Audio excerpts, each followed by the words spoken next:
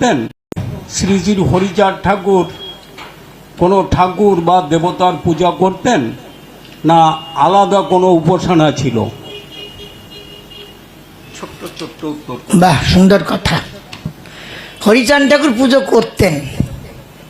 হরিচাঁদ ঠাকুর তিনি বৈষ্ণবের ঘরের সন্তান।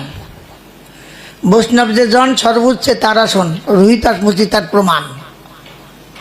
12,000 মুনি ঋষি খেয়ে যাওয়ার পরেও স্বর্গরাজ্যে ঘণ্টা পড়ল না।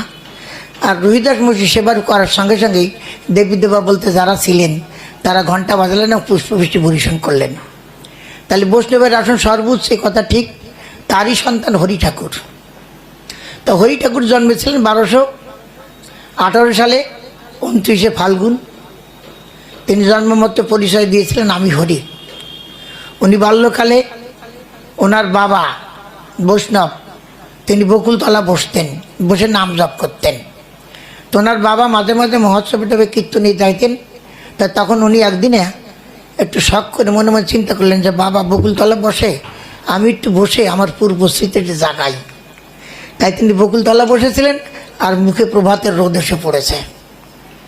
সেই সময় হরিচাঁদ ঠাকুর অর্থাৎ যিনি স্বয়ং নারায়ণ, তার মস্তকের পর এই 5টা ফণা সাপ, আকাশ বাতাস আগুন জল মাটি, এই 5টা ফণা দিয়ে এইগুলি তৈরি হয়েছে। তা মুখে রোদ পড়ার জন্য ওই সময় সেই পঞ্চ অনন্ত নাগ বলা হয় যাকে, সে আছে হরি ঠাকুরের মাখার সামনে দাঁড়ালেন সম্মুখে। আর পাশের বাড়ি প্রতিবেশিনী চিন্তা নামে মাসি মাসি বলে ডাকতেন।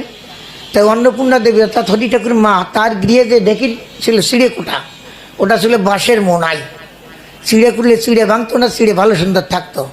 তাই চিড়ে কোটার জন্য তিনি ধান নিয়ে সকালবেলা এরকম আসতেছেন, ওই অন্নপূর্ণার দেবীতে ঢেকিতে চিড়ে কুটবেন। সেই সময় যখন আসতেছে তখন ওই বকুলতলাতে যে আসে দেখেন, তখন দেখে যে হরি ঠাকুরের মাথার সামনে 5 মাথা একটা সাপ। তখন হরি ঠাকুর হয় নাই, নাম হরে হরে বলে ডাকতো।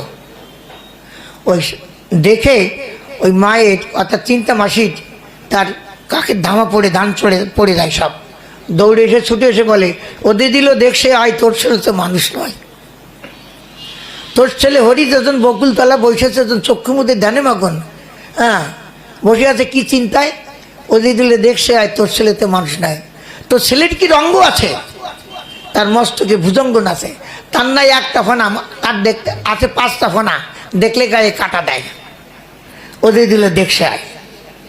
এইভাবে ইত্যাদিভাবে কান্নাকাটি করে যখন পড়লো, সবাই এলো, আসার সঙ্গে সঙ্গে ওই সাপটা অদৃশ্য বাবুতে মিলে গেল। তো হরিকে জড়াই ধরে ওর মা বলছে,